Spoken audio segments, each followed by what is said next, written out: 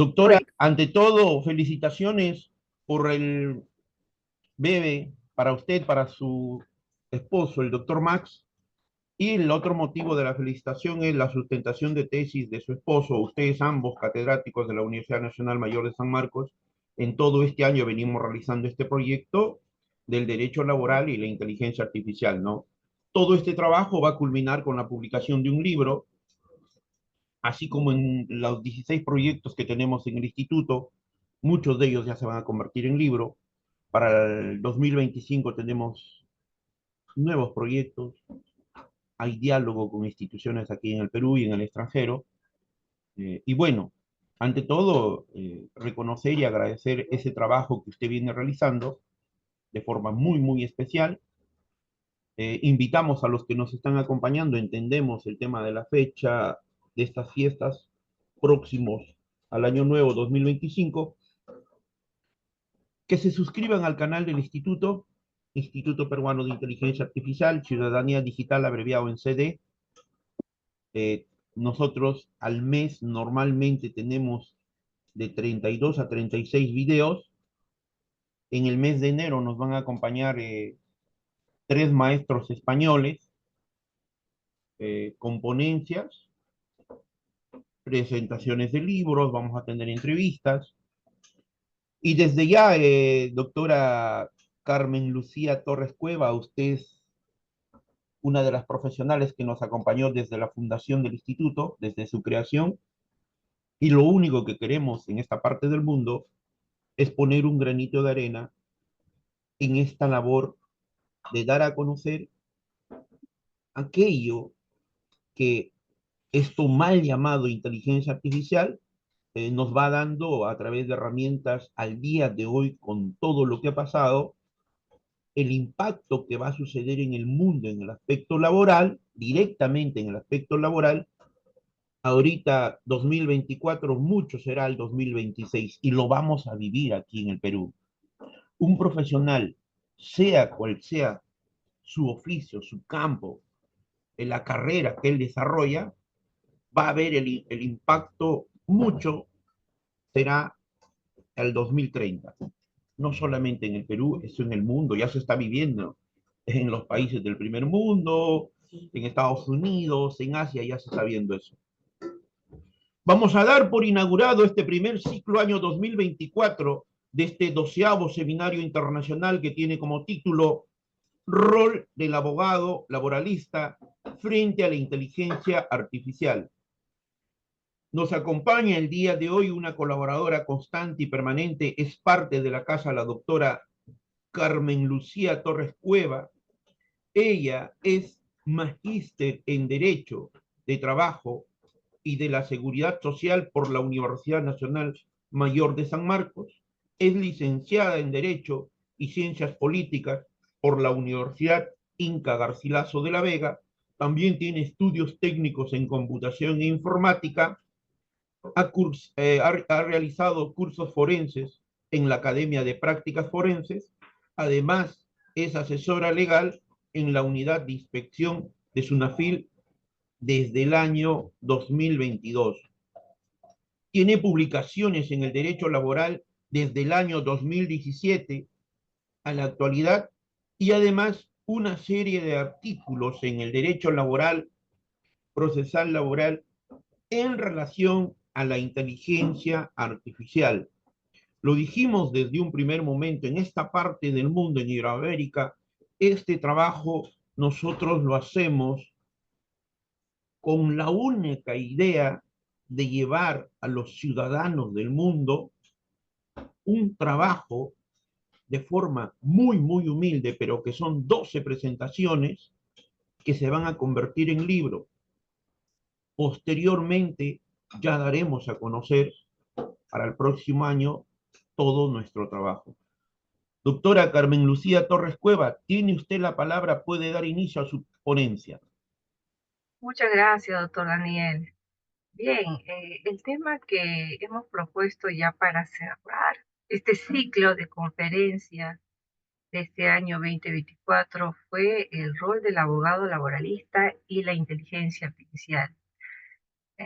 Cabe hacer mención antes de partir con estas múltiples reflexiones, comentos, citas, normas, que las ideas que vamos a transmitir el día de hoy respecto al rol del abogado no solamente se va a aplicar para el abogado laboralista, sino que también para cualquier otro abogado especializado en diversas ramas, como por ejemplo penal, tributario, administrativo. Entonces, sea cual fuere la especialización del abogado, sin duda estos comentos que vamos a realizar el día de hoy en la ponencia van a crear esa, o al menos se orienta a crear esas reflexiones eh, positivas a fin de que se utilice adecuadamente la inteligencia artificial a beneficio del propio profesional abogado, como también a beneficio de la sociedad. Porque hablar del rol que desempeña el abogado es hablar de ciertos actos que va a exteriorizar el abogado en el ejercicio de su profesión, que va a tener esas implicancias, esas afectaciones a su entorno. En especial, enfatizo a la parte asesorada, al representado, que si no se toma adecuadamente las instituciones, sin duda no se puede alcanzar la justicia anhelada. Entonces, en virtud de este alcance o de este objetivo, el día de hoy vamos a desarrollar la presente ponencia titulada El rol del abogado y la inteligencia artificial. Le comentaba a mi esposo, como cualquier otra persona que se unió en esa conversación sobre el rol del abogado, y también comentaba a mis alumnos respecto a la función del abogado en estos últimos días, que es importante. El abogado cumple un rol fundamental para la defensa del justiciable o representado. Su ejercicio, por supuesto, se orienta a la adecuada convivencia social en el marco de las normas vigentes y también a la justicia social. Es ahí que el abogado tiene que tener ese interés de buscar información, tiene que tener ese interés de buscar perfeccionarse, asistiendo a diplomaturas, seminarios, conferencias, coloquios, que no solamente busquen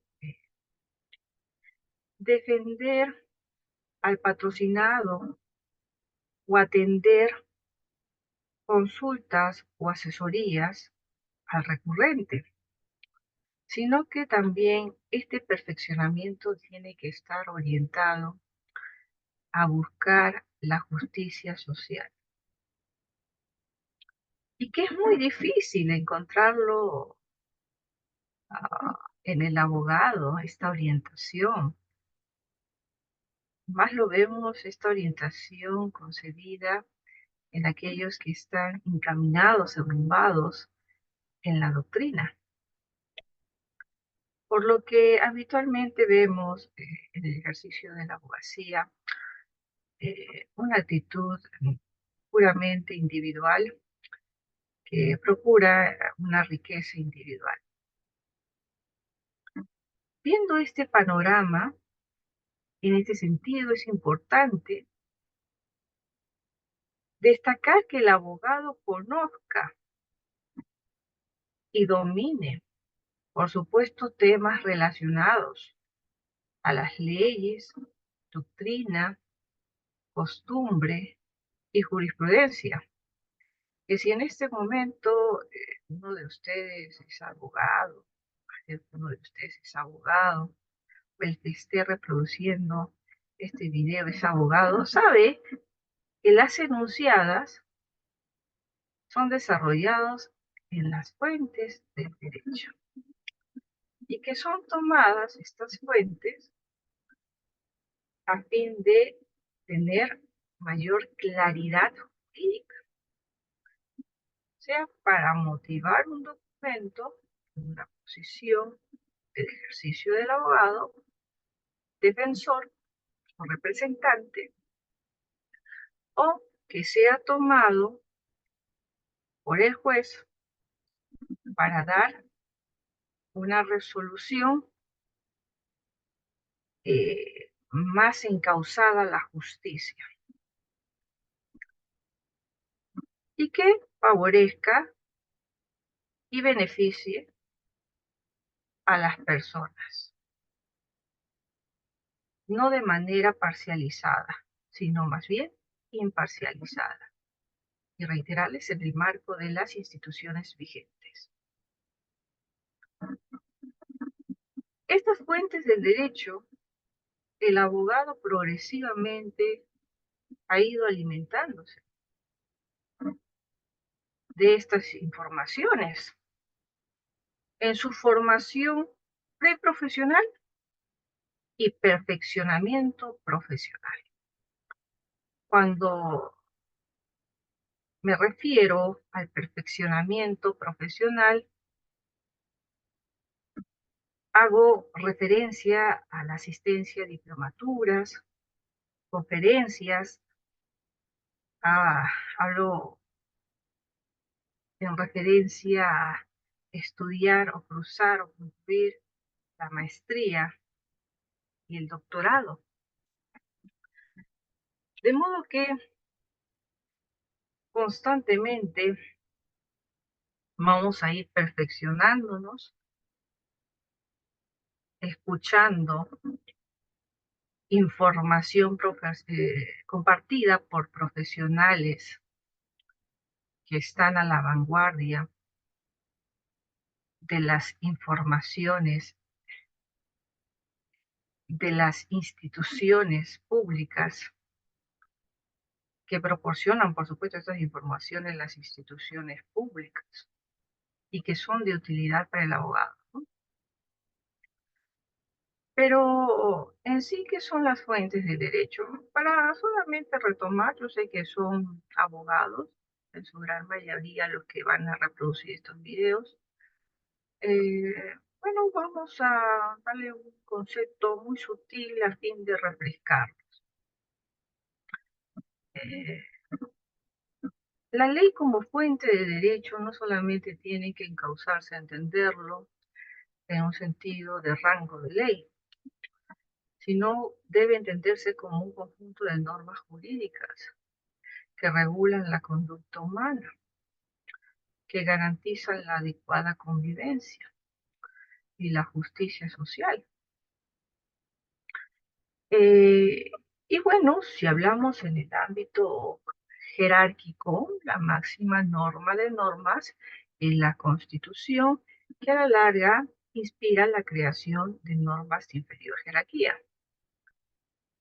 Por otro lado, la doctrina, como otra fuente del derecho, también es una institución de peso, resalto de peso, que es tomado por el profesional abogado, ya que es una institución que ha prevalecido en el tiempo, que ha trascendido de generación a generación. Y no solamente hablamos de que ha trascendido de generación a generación, sino que también hablamos de que ésta ha sido aceptada por la comunidad, por el pueblo, y lo ha tomado como suyo. Muchas veces el Estado toma estas costumbres y los transforma en normas. como es en el caso de, del festejo de la Navidad, ¿cierto? ¿Cómo sale esta cultura? ¿Cómo surge esta cultura, esta tradición de festejar Navidad? Aparentemente es concebido en el catolicismo, con ciertos retoques también publicitarios, pero finalmente ha sido aceptado popularmente por la sociedad. Y cómo esta costumbre, esta tradición, ha sido tomado por el sector público y en la actualidad forma parte de una norma. Bueno, en vista que existe esa alegría, ese interés también de comprar eh, insumos para una cena, bienes para regalar, se activa la economía, entonces es una lógica administrativa pública para fomentar la economía, para fomentar la integración familiar, el descanso en sí del trabajador, crea esa figura de gratificación por Navidad. ¿Eh? Pero hay otras costumbres que no son tomadas por normas, pero al ser acogidas por las personas, tienen esa fuerza, tanta fuerza como si fuese una norma, algo imperante, algo que no se puede romper, transgredir. Pero inclusive hablar de las costumbres para regirse o hacer alusión al derecho consuetudinario tiene que cumplir ciertas características que ustedes como abogados ya los conocen, ¿no? Eh, por otro lado, tenemos la doctrina. La doctrina como fuente del derecho es una institución que finalmente eh, es compartida por especialistas que dominan su materia y que por años de investigación han reflejado en sus estudios soluciones de relevancia y trascendencia social y que ha sido utilizado como inspiración de normas y que han sido tomados para tener cierta claridad jurídica. Entonces la doctrina tiene también un peso fundamental para toda argumentación o todo lo que desea justificar en escritos el abogado, el juez, al momento de resolver una petición, un conflicto según corresponda. Y por último tenemos la jurisprudencia. La jurisprudencia como fuente de derecho ha sido cuestionado aquí en el Perú. Ustedes dirán, pero es jurisprudencia en otros países. La jurisprudencia tiene un valor mucho más fuerte que una norma. Y bueno, sí, es verdad, porque allá, si hablamos netamente de Estados Unidos, que se rige puramente de jurisprudencias, le dan mayor peso, mayor valor a la jurisprudencia. Estas jurisprudencias han sido redactados en base a doctrina que realmente ha enriquecido el texto y que está en virtud de sus normas. Por eso le dan esa fuerza, ese valor a la jurisprudencia en Estados Unidos. Más en cambio, en el Perú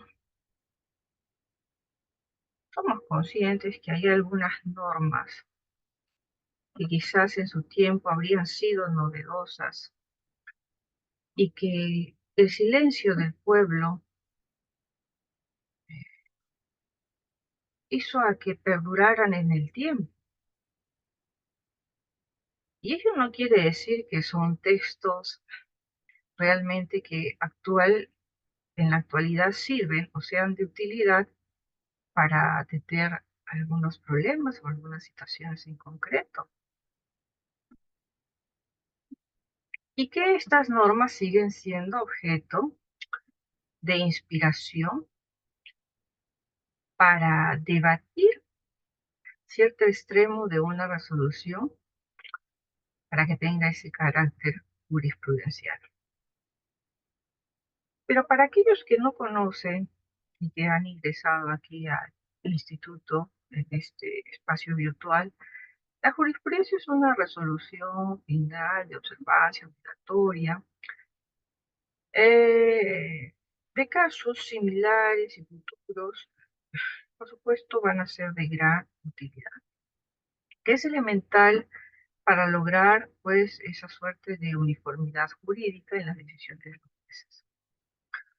Y que, por supuesto, al hablar de jurisprudencia no significa que estas también van a quedar permanentes en el tiempo, porque puede existir cierta variación jurisprudencial en virtud de un tema en concreto, porque va a depender de esas variaciones normativas que se den en el transcurso del tiempo y que depende, por supuesto, del proyectista, de los asesores de los congresistas, de los asesores del Ejecutivo, para que sean adecuadamente formulados, tratados y alcanzar su aprobación y su vigencia en consecuencia. Eh, la jurisprudencia en la actualidad depende mucho de las decisiones de, de la institución de la casación y del Tribunal Constitucional. Y que no siempre dan un argumento que realmente resulte favorable para el sector más débil en el ámbito laboral o en el ámbito empresarial. Si no es que último de esas pronunciaciones que he observado y que no voy a enfatizar uno en específico, por supuesto, porque finalmente los jueces han tenido y tienen en la actualidad una formación íntegra, algunos de ellos tienen doctorado, eh, que por supuesto mi persona en la actualidad no está en esa postura de superarlo, pero lo comento a fin de crear esa reflexión. Están resolviendo de una manera tan imparcial, tan salomónica, que finalmente tiende a afectar a un sector a la que podríamos denominar como vulnerable, a un sector que en el tiempo ha sufrido esa desproporcionalidad en derechos. De modo que no se está trabajando en algunos de los casos, no siempre, una adecuada jurisprudencia, toda vez que entendamos que no existen normas suficientemente claras en determinadas materias, como, por ejemplo, la figura de asociación, como, hablando más ampliamente en el ámbito laboral,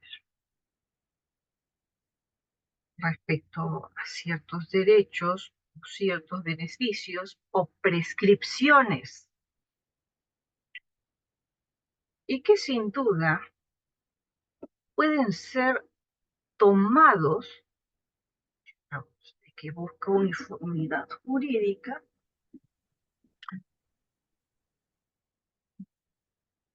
no de una forma correcta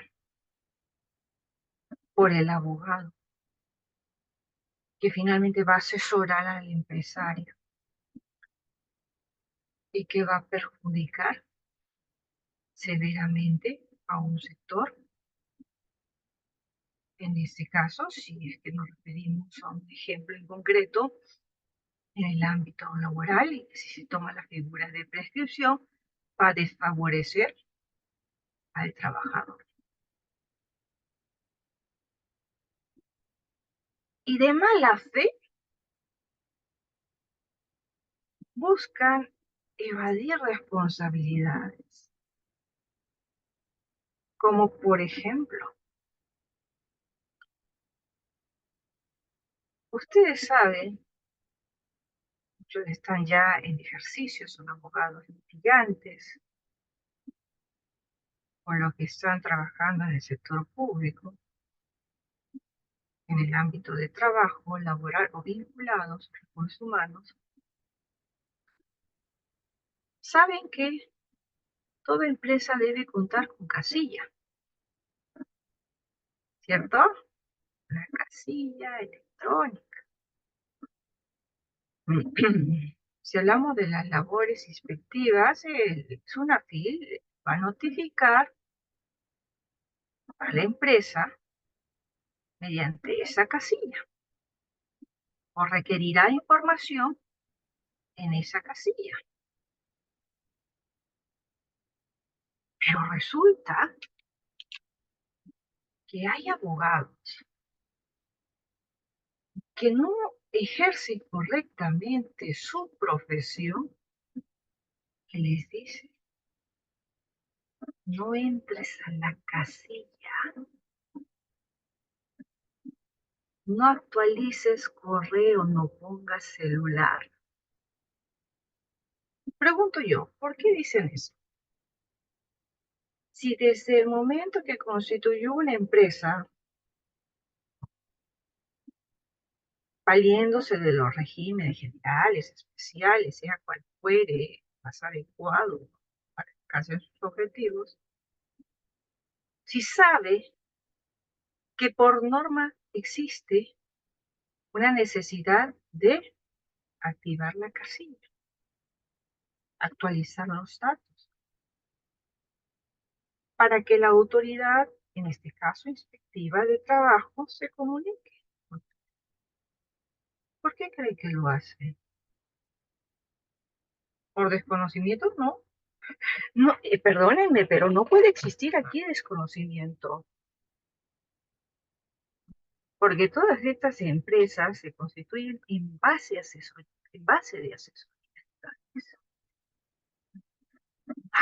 Pero se rige de un pronunciamiento del tribunal, de una jurisprudencia a la cual dice que no, al no encontrarse debidamente notificado, no pudo ejercer el derecho a defensa, por lo que no se le debe aplicar ninguna multa.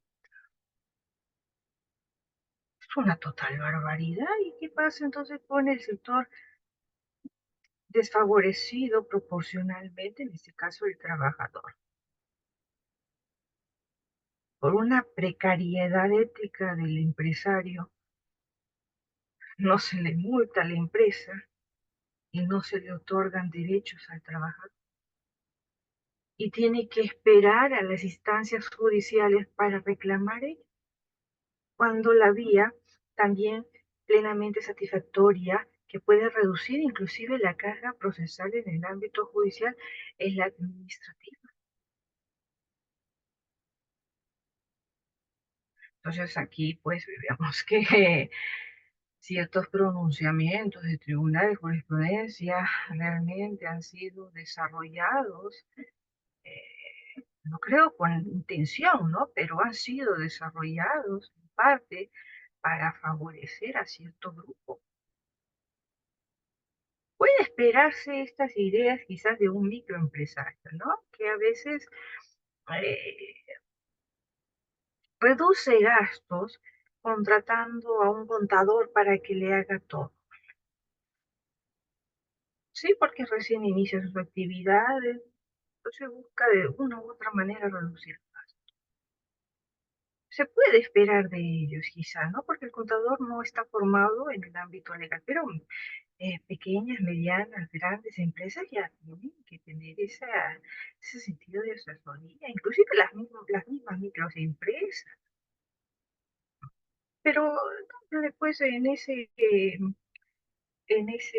sentido de justificar ese mal actuar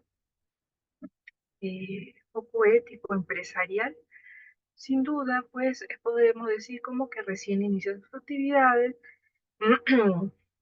solamente posee lo invertido, patrimonio, y tiene gastos, incluyendo préstamos. Por ahí no considero contratar a un abogado laboralista o en el ámbito empresarial que conozca este sentido.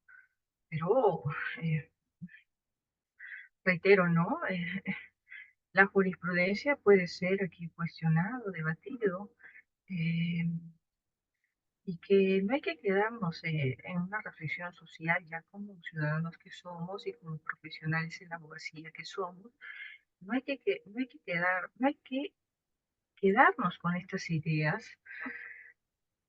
tomarlos como nuestras, sino más bien buscar proponer cambios, cambios de las normas que inspiren cambios jurisprudenciales, eh, para que exista mayor justicia social. Bien, y esto es como parte de estas reflexiones, pero continuemos con la ponencia. Ahora viene el abogado para que desarrolle sus funciones, es decir, pueda firmar documentos, defender o buscar alcanzar derechos a beneficios de su patrocinado o asesorado, debe cumplir con ciertas formalidades administrativas, ¿cierto? Entre ellas, contar con una colegiatura. De modo que en virtud de su libertad, y cuando digo esto me refiero al abogado, puede actualmente decidir en qué colegio colegiarse. Como por ejemplo, si estamos en Lima, puede colegiarse en el Colegio de Abogados de Lima. Colegio de Abogados de la Libertad, si está por la Libertad, Junín, Lambayeque, Callao, el que más considera pertinente y cercano del sector donde frecuentemente va a desarrollar sus funciones, ¿no? En esta línea de ideas, cabe enfatizar que el obtener la colegiatura, por supuesto, no significa solamente poder firmar. Ya soy colegiado, voy a firmar, voy a sellar, debo cumplir con mi aportación para estar activo, porque ya posee un código de colegiatura, piensa que el hecho de firmar ya eh, es el todo que pueda, o máximo que pueda haber alcanzado como profesional,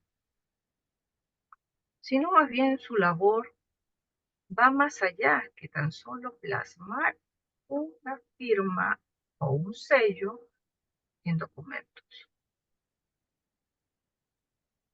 Las actitudes del profesional abogado deben ejercerse en virtud del código de ética.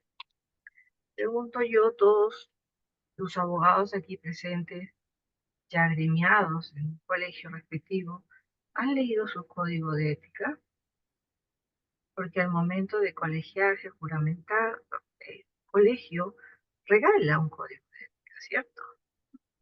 Aparte de otras normas que debe considerar el abogado. Entonces, formulo la pregunta, reitero la pregunta, ¿han revisado ese código de ética?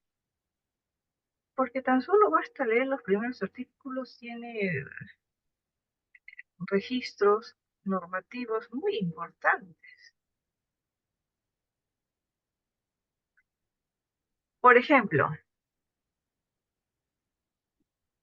está que el abogado tiene ese deber ético de defender el Estado de Derecho.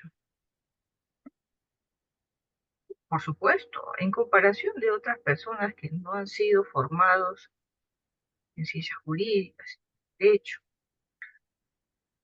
el abogado tiene esos conocimientos para defender legalmente, doctrinariamente, un Estado de Derecho.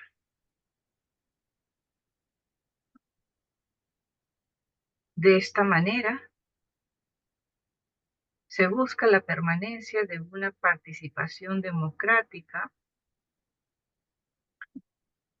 la creación de instituciones justas a beneficio de la nación y no de cierto sector. Pero tomemos un ejemplo en específico. Partamos por el artículo 4 del Código de Ética del Abogado. Claro, este código se rige en virtud de la resolución de presidencia de la Junta de Decanos número 001 del año 2012 y que ustedes pueden revisarlo porque es información pública.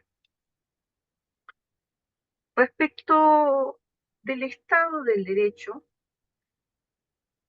reitero, contemplado en el artículo 4, el abogado es parte esencial de la defensa del orden democrático a través de su participación en el sistema jurídico del país. Por ello, debe respetar la función de la autoridad y ejercer el derecho, cualquiera fuere el ámbito en que se desempeñe, con sujeción a los principios, aquí enfatizo, de lealtad, probidad, veracidad, honradez y buena fe. El análisis crítico de las decisiones de la autoridad es un medio válido para defender los intereses del cliente y el Estado de Derecho. Por lo que acabamos de expresar, podemos nosotros resumir el rol fundamental del abogado, no solamente para defender a su cliente o patrocinar, sino que tiene un rol fundamental en sí para la sociedad, usando debidamente las instituciones para buscar la permanencia de la justicia social, la democracia, ¿cierto? Vayamos con otro artículo que también va a ser objeto de reflexión. El artículo 6 como otro ejemplo para citar. Son deberes fundamentales del abogado, dice esta resolución. Actuar con sujeción a los principios que van relacionados con el artículo 4, por supuesto, de lealtad, probidad, veracidad, honradez, eficacia y buena fe, así como del honor y la dignidad propios de la profesión. Me detengo un ratito en la buena fe. ¿Qué entendemos por la buena fe del abogado? La buena fe es la buena intención, ¿cierto? Y que se supone que el ejercicio de su profesión debe ser en virtud de esa buena intención concebida en el derecho, en las instituciones jurídicas vigentes, nacionales y supranacionales, y que los debe manejar con honor y dignidad en el ejercicio de su profesión. Sin embargo, lidiamos con otras realidades,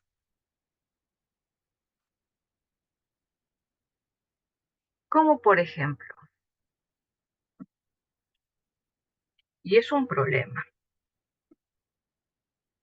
vemos que existen profesionales que no cumplen con estos principios y normas éticas y que solamente se van a orientar a perseguir peculio, ganancias, riquezas individuales, sin importar los derechos de otros en la sociedad, que sin duda es una conducta lamentable y por supuesto dependiendo de la gravedad repudiable. Más aún si toman como ventaja ciertos ausentismos normativos y lagunas en las normas, cuando más bien se espera del abogado que oriente su profesión y sus conocimientos a promover claridad jurídica, presentando proyectos normativos que permiten reformular cierta materia, ciertas instituciones que han quedado desfasadas en el tiempo. Yo les hablaba, antes de hacer este comento, sobre diversos valores. Entre ellas se encuentra la buena fe. La buena fe del abogado, en este caso laboralista, ¿cómo se evidencia o se observa? Si es que está trabajando para una empresa, supone que debe prestar la asesoría para la empresa, respetando los derechos individuales del trabajador, de Doc- seguridad social y Doctora derechos Carmen, colectivos. Sí, doctora Carmen, ahí en esa parte, cuán importante para todos los que de alguna de otra forma estamos en el mundo del derecho, el abogado desde el derecho romano sabe sí, qué es lo que debe hacer y qué es aquello que no debe hacer. Continúe usted, doctora Carmen. claro, ¿no? Tenemos una formación y esto se debe a la inspiración y las repercusiones que en la actualidad ha trascendido por parte de las instituciones romanas, del derecho romano. Sí, pues, definitivamente el abogado se espera una conducta adecuada, ética. Sin embargo, les decía, en el ámbito laboral, el abogado laboralista o aquel abogado que ni siquiera es laboralista, pero se atreve a realizar actividades propias de un laboralista, eh, actúa, por supuesto, desde ya, si el momento de realizar una actividad que es especializado de mala fe, por una enriqueza individual. Miren, este abogado, ¿cómo demuestra una mala fe? Asesorando a su empleador. cometió un error el cliente. Quizás por ahí el cliente y es su trabajador. Por ahí el, el trabajador sin querer estuvo en una reunión virtual, sin querer se reprodujo un sonido inadecuado, ¿ya?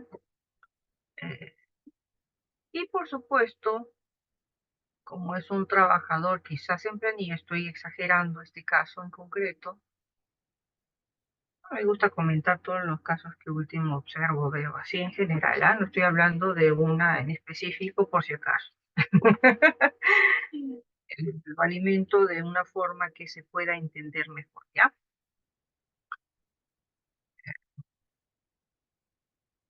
Entonces este sonido ha sido observado por muchos en la reunión como indebido y le acusan a este trabajador de estar haciendo esas cosas ah, indebidas, colocarlo en la transmisión, ofendiendo, por supuesto, a la institución en sí, más que a los participantes.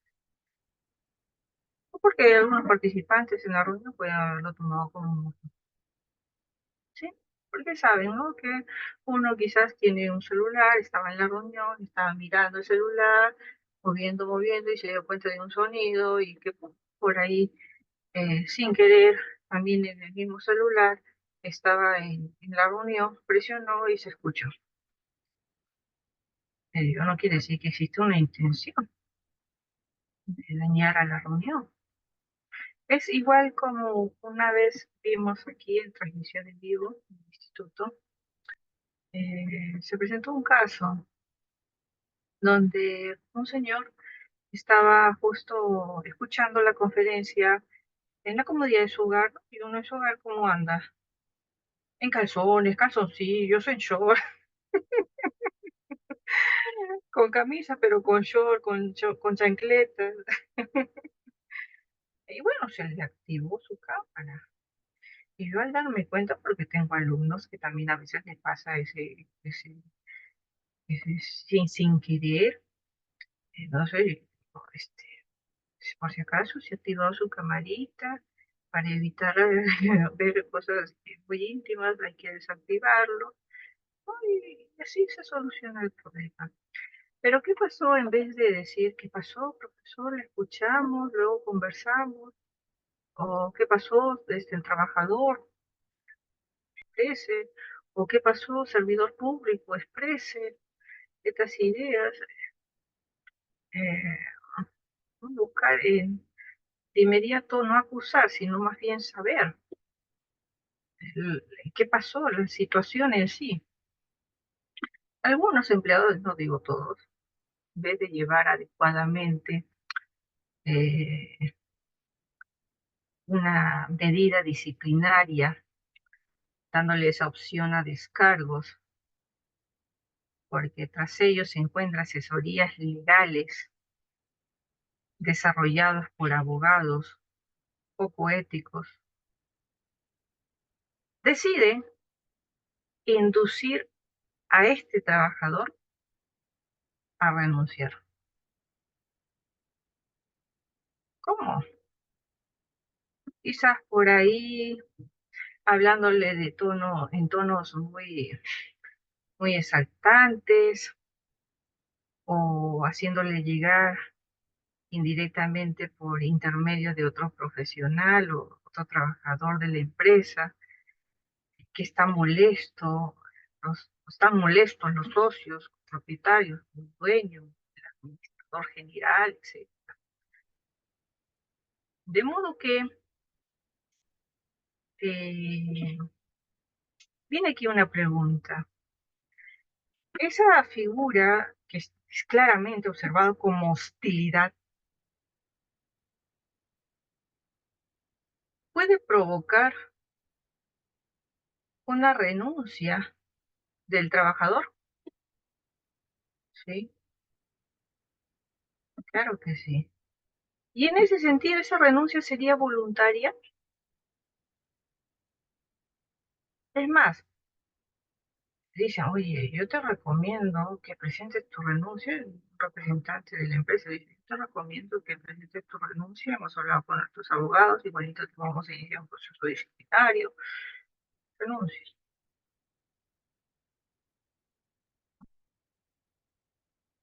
Y viene esa reflexión, ¿no? Firma la renuncia. Esa renuncia es voluntaria porque nuestra norma expresa claramente que toda renuncia genera extinción del contrato de trabajo y por ende dentro de las 48 horas se debe liquidar al trabajador, salvo pacto en contrario, entre las partes, no por una parte, sino entre las partes. Y bueno, a veces se ofrece maliciosamente, y digo, no, ellos, ustedes como abogados lo han visto en varios clientes, ¿no? Cierto monto que aparentemente es bastante dinero, pero que no es concordante con la liquidación que debe recibir el trabajo. De modo que esta empresa o este empresario, al estar asesorado por un abogado que le haya inducido a que refleje ciertos comportamientos a fin de que el trabajador, en este caso concreto, renuncie, ¿estaría actuando de manera ética, de buena fe? Mm. Otro caso en concreto, si hablamos del abogado laboralista. El abogado laboralista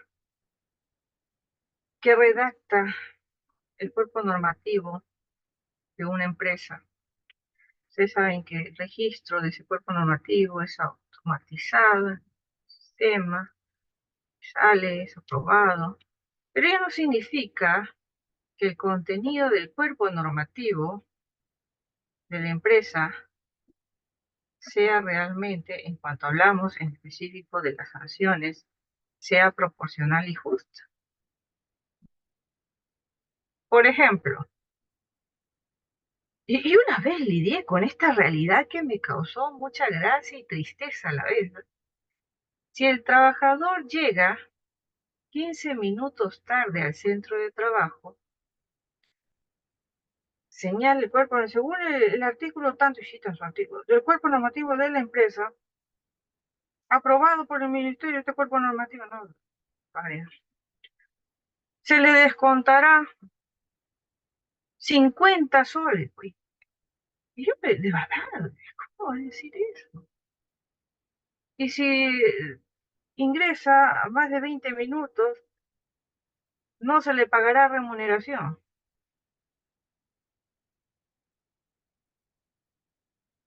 Bien. Y si no asiste, será considerado para con un ausentismo injustificado que da causa justa de despido. Y ponían de verdad una suerte de sanciones que no son proporcionales ni justas, en este caso al, al ingreso del trabajador en cuanto respecta a su horario de trabajo, ¿no? Bien, entonces ahí vemos que el abogado que ha redactado, porque se supone que al menos debió redactar un abogado en otras profesiones, cada profesión debe desarrollar en virtud de lo que persigue realmente su profesión, su ejercicio profesional, ¿no? Se presume que esto ha sido redactado por el abogado.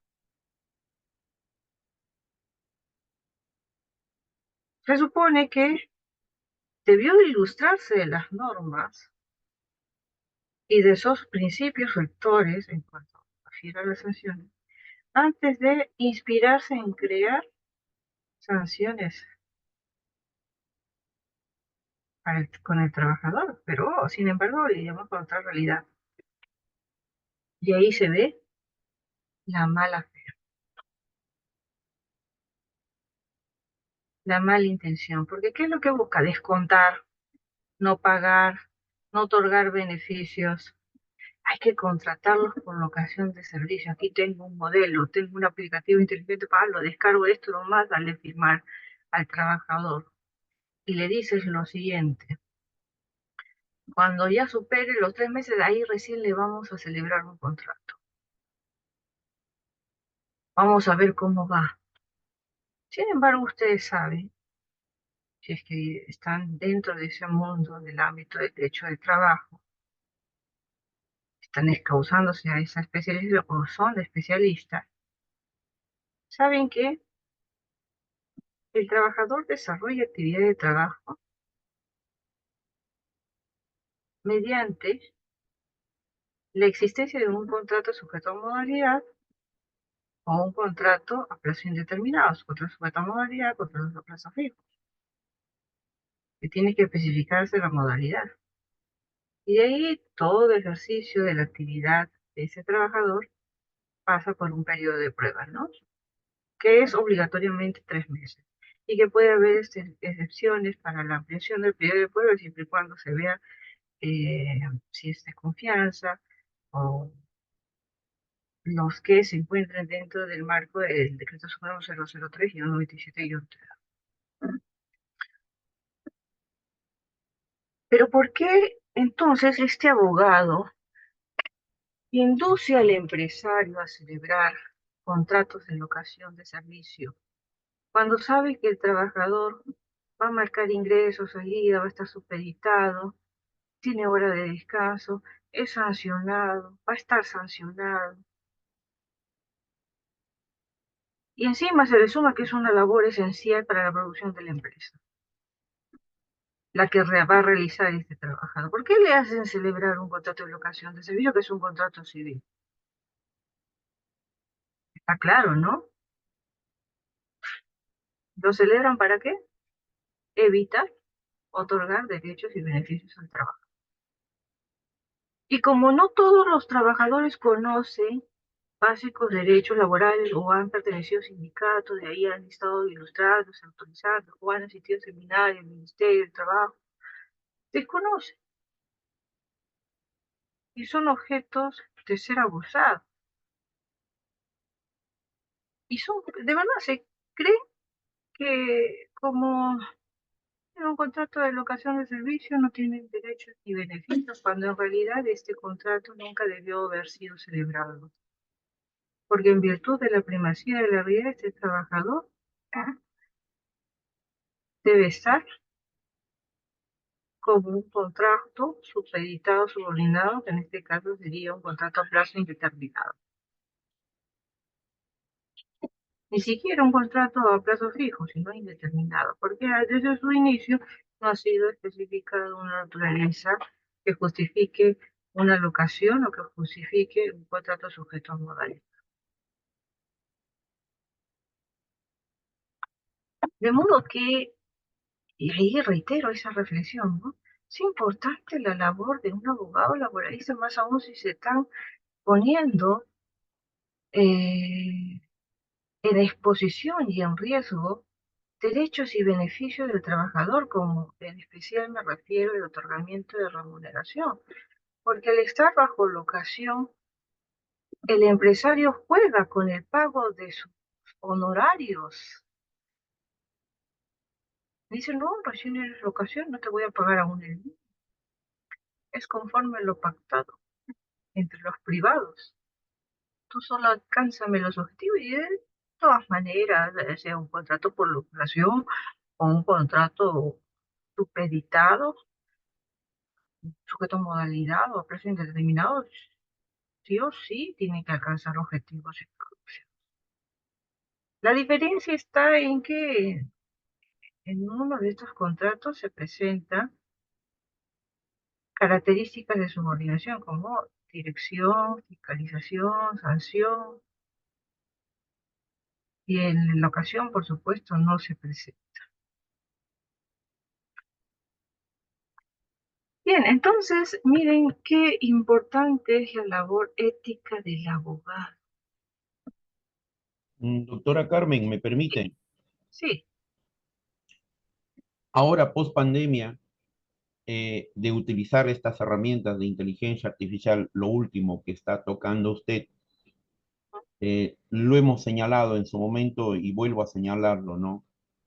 Que en el caso peruano, nuestros ciudadanos que normalmente en educación secundaria están terminando las carreras para ir a institutos, para ir a universidades, muchos van a ir a trabajar, tienen un desconocimiento total de los derechos fundamentales, más aún de los derechos laborales, directamente que tienen implicancia con ellos. Ahí hay uno de los problemas del modelo de sociedad, del modelo de sistema educativo que nosotros tenemos. No se dan cuenta en los contratos que firman, en los compromisos que asumen.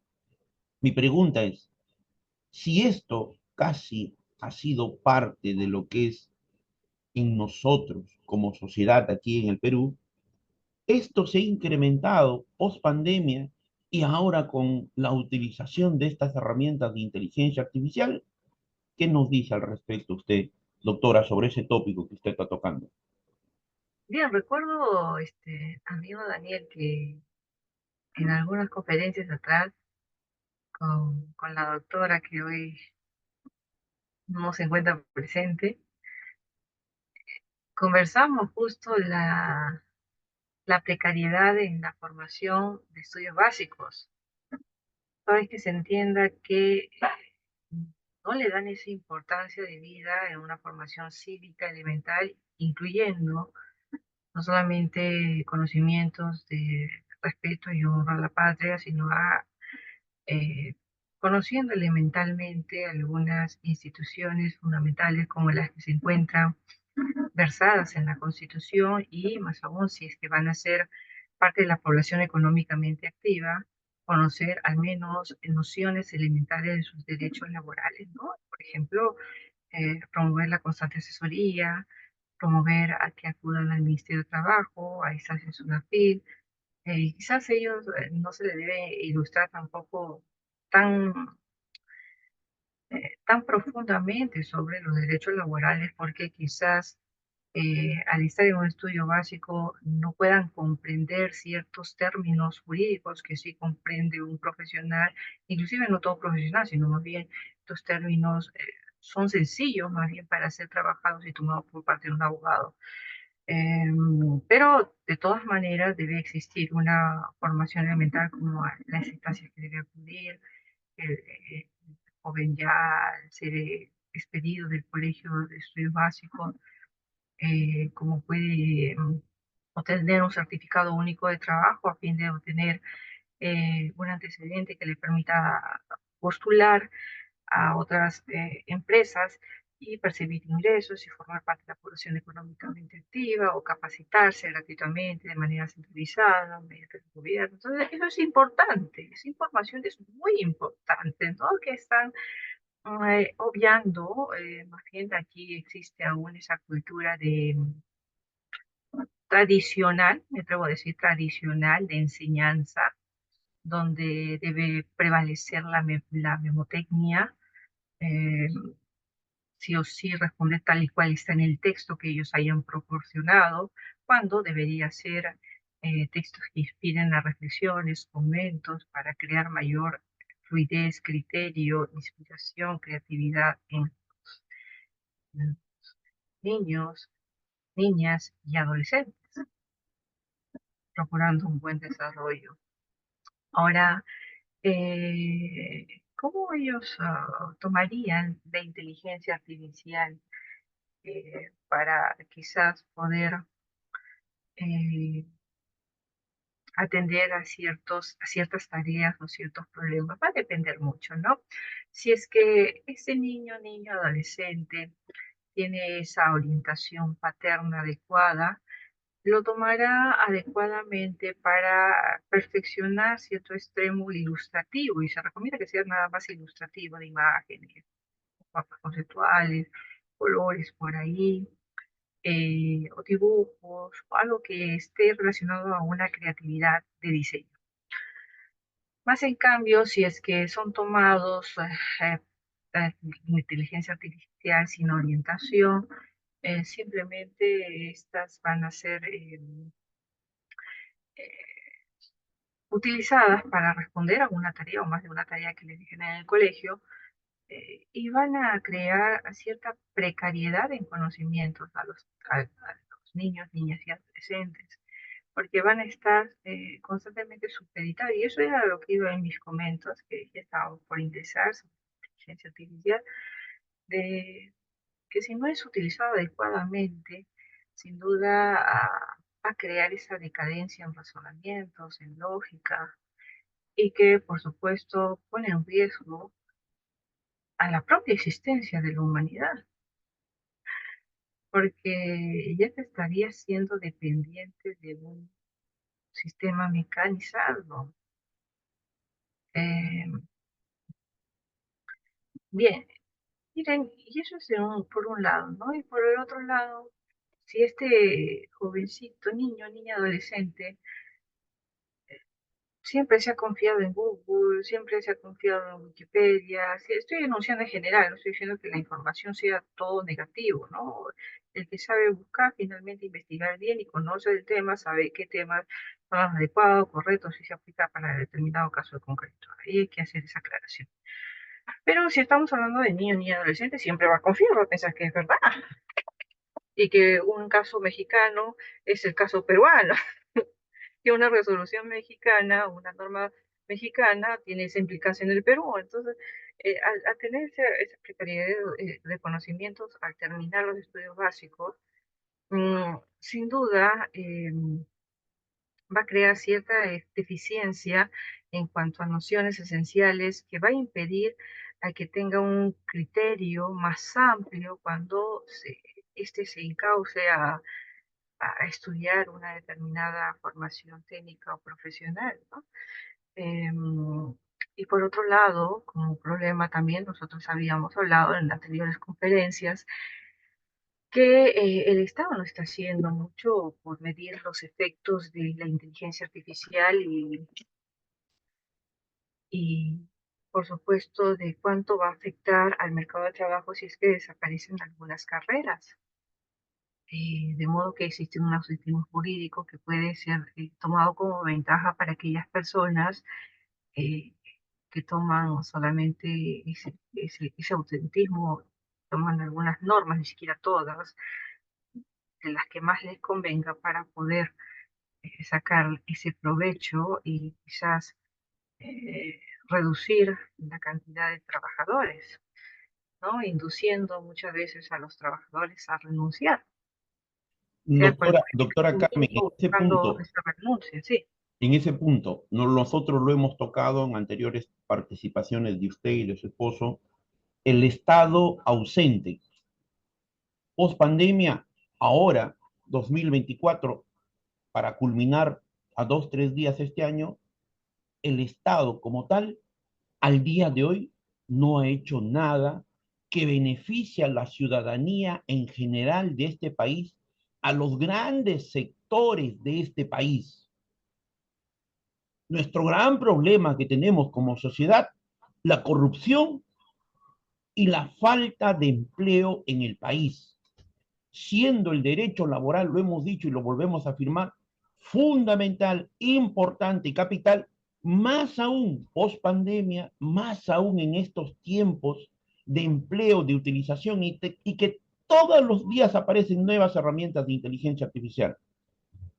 Eso es increíble en en un país como el nuestro y muchos países de esta parte del mundo, muchos países. Lo hemos conversado con usted, con su esposo, con la doctora María Beatriz Hernán Flores, además con el doctor Alberto Martín Sainra Rojas. Entonces, no solamente eso es en el Perú, lo que cuesta es en muchos países de esta parte del mundo y lamentable, lamentable, porque las promociones que concluyen la educación secundaria, los jóvenes que aspiran a ir a estudiar, a ir a laborar, que es en su gran mayoría, no tienen un conocimiento elemental, básico, mínimo de lo que es el derecho laboral en un contexto. del impacto de la revolución industrial 4.0 y del empleo de lo que está mal llamado herramientas de inteligencia artificial, doctora Carmencita. Sí, definitivamente aquí, gracias doctor Daniel por ese remember, ese recuerdo que hemos platicado en frecuentes sesiones, ¿no? Todo este año de ciclos de conferencia con mi esposo y con la doctora María Beatriz. Pero muy aparte de reflexionar y llegar a esa conclusión que es lamentable, debe primar pues esa intención de querer modificar normas para mejorar nuestras instituciones, estar adecuados a las nuevas necesidades sociales, entre ellas la regulación de la inteligencia artificial en el mundo de trabajo, ¿no? Que es la que orienta también mi investigación y es la que procuro siempre fomentar y difundir en cada una de estas sesiones. Em, Bien, creo que más están lidiando con,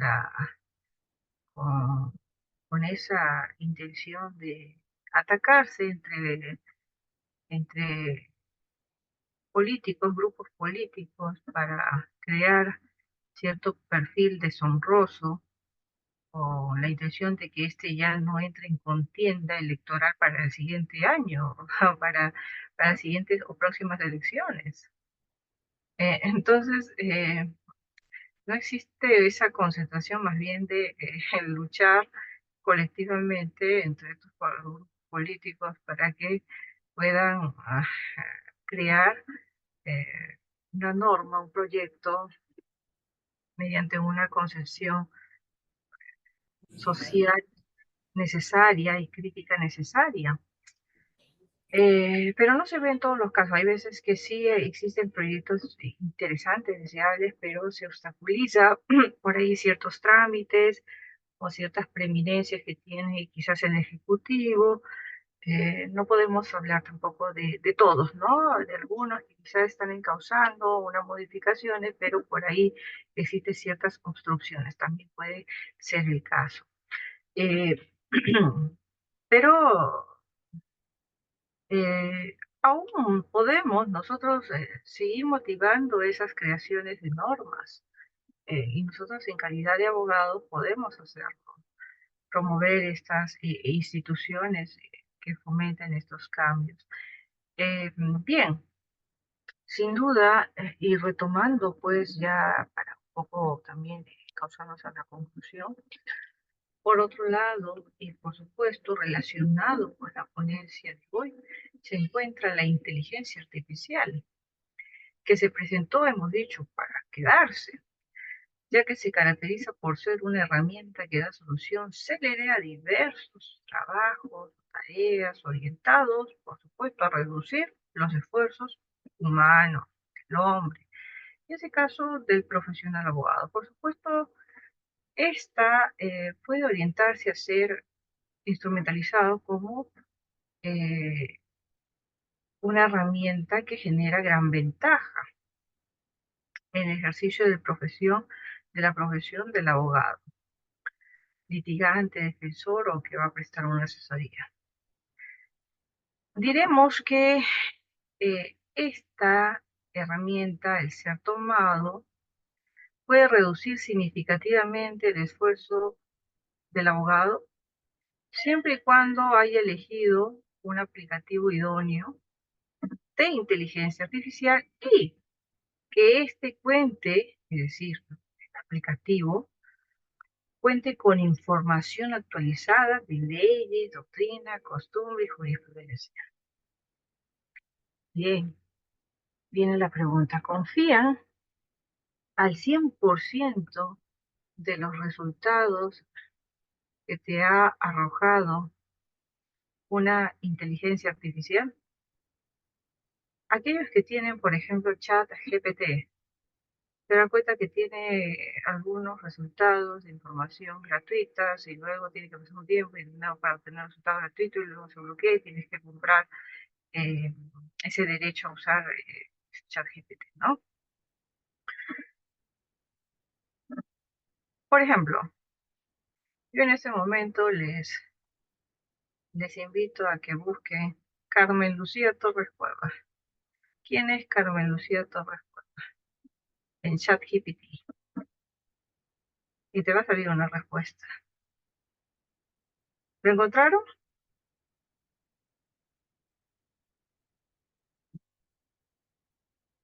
¿Ah? Yo presumo que en este extremo la gran mayoría tiene su ChatGPT. Por supuesto, yo soy Carmen Lucía Torres Cuevas. Estoy hablando de otra, estoy hablando de mi persona. Doctor Daniel, ¿tiene abierto su ChatGPT?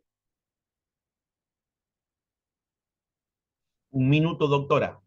Ya, ahí busque. Y ahí va a salir unas reseñas. Pero al final del texto, ¿ya? Por citar algún ejemplo así en general,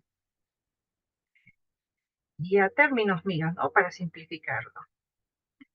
Dice, se recomienda cotejar o corroborar esa información con la información de su país. Algo así sale.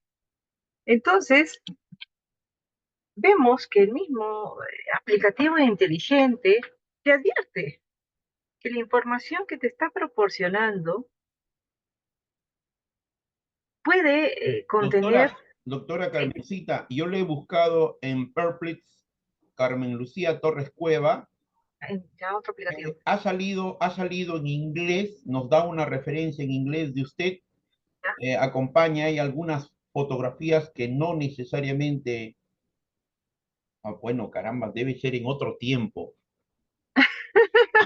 Hay unas fotografías, Editado, no, está sus no publicaciones lo en las revele. revistas de los artículos de Derecho Laboral e Inteligencia Artificial, están los flyers de las ponencias del instituto de usted, de las Ya, primeras de inicio de año, ya, y también está en inglés, nos brinda una información en inglés. Definitivamente no es completa, no mente es confiable. verídica, no es real todo lo que nos va a brindar sobre su persona, doctora Carmen Lucía Torres. Exacto, exacto. ¿Ya? ¿Por qué? Y esto se debe a que estos aplicativos inteligentes desde un inicio han sido alimentados por información de humanos, pero luego, por ser inteligente, automáticamente se llena de informaciones que posee su base o se utiliza dentro de su base y que a la larga puede ser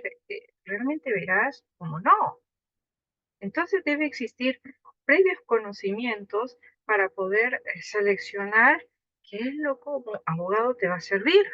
Eh, entonces, es importante y reiterarles, ¿no? Que el abogado esté constantemente actualizándose para que sirva y sea de utilidad estos aplicativos inteligentes en el ejercicio de su profesión. Porque si solamente va a confiarse de lo que le proporciona como información estos aplicativos, mire, y me ha hablado de otro aplicativo, yo solamente le hablaba del ChatGPT, que también sale en inglés, luego se traduce, pero me asombró hasta fotos, dice que encontró. Sin duda, pues crea esa reflexión, ¿no? Si no te confíes de ChatGPT porque, o de cualquier otro aplicativo inteligente, porque sin duda si eres abogado y obtienes esa información, puede trascender en poner en riesgo los derechos de tu asesorado, de tu defendido, de tu patrocinado. Y son lesiones irreversibles muchas veces. Y que por supuesto eh, pueden llegar al extremo de la prescripción y bien, entonces algunas de estas son derechos ya quizás insalvables. Bien, entonces hay que tener bastante ética al desarrollar nuestra profesión, utilizar adecuadamente estas herramientas virtuales y con esto concluyo. eh, Actualícense constantemente, es muy importante adquirir libros que han sido elaborados por especialistas ya de tiempo de realce conocidos a nivel nacional e internacional, porque no solamente nosotros no podemos investir de información nacional, sino también internacional para empaparnos más de las actualidades doctrinarias. Em, Asisten a seminarios, conferencias, coloquios, congresos, sigan con la maestría, doctorado. Yo he conocido a personas que han llevado, por ejemplo, más de una oportunidad, maestría en Derecho de Trabajo. Y la pregunta es, ¿por qué has llevado más de una vez maestría de Derecho de Trabajo si ya tenías una? No, es que yo volví a llevar con esta intención de actualizarme, porque me sale más barato llevar una maestría y tengo mejor información que comparado, por ejemplo, un seminario o un congreso.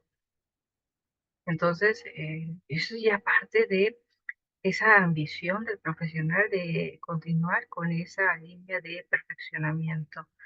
Entonces, aquí, y con ese ejemplo en concreto, hemos concluido nuestra ponencia.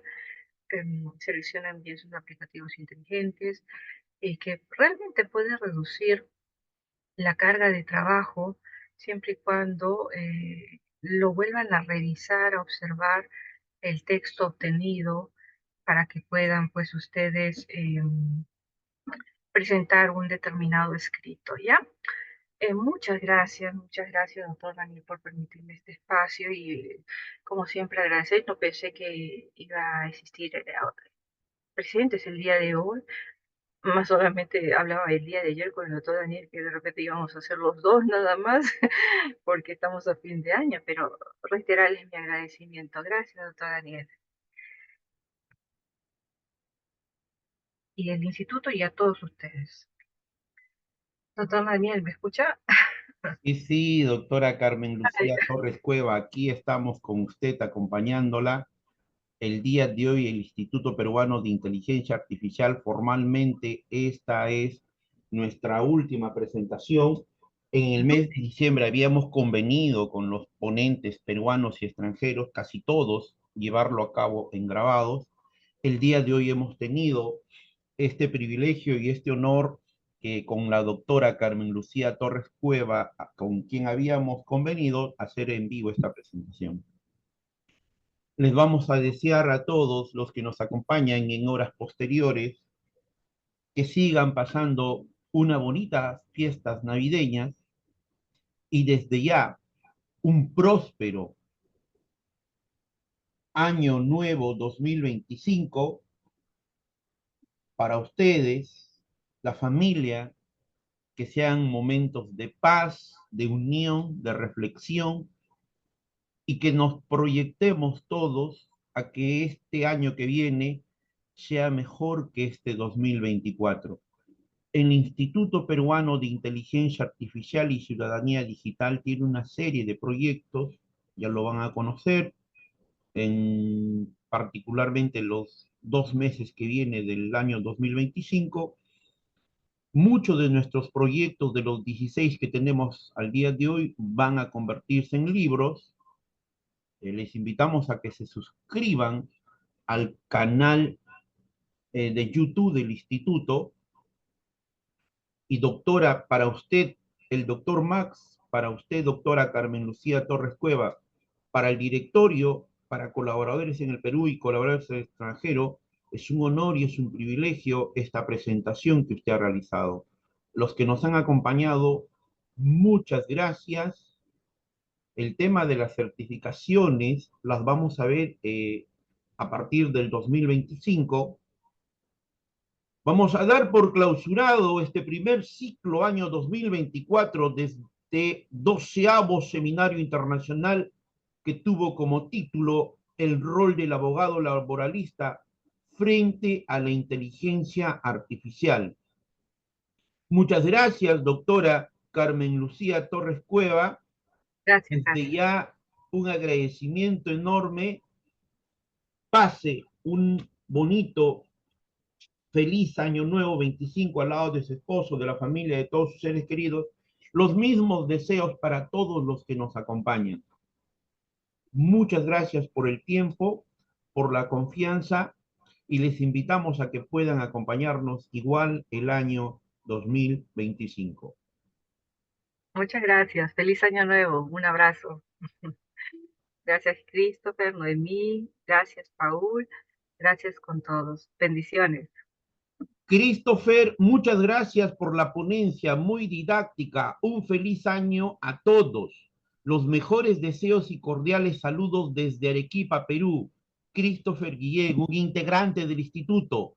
Noemí Gladys Mencia Sánchez, muchas gracias. Un feliz año nuevo a todos ustedes. Christopher, de nuevo reitera nuestros saludos. Vamos a hacer llegar los saludos a la doctora María Beatriz Cerdán Flores. Paul Franco Zamora, saludos para todos, muchas gracias. Gris, gracias doctora por su ponencia. Paul Franco, excelente iniciativa, saludos desde Bolivia. Gris, saludos desde la ciudad de Pucallpa. Suscríbanse en el canal del instituto. Nosotros tenemos apertura para todos los países de esta parte del mundo. Muchas gracias.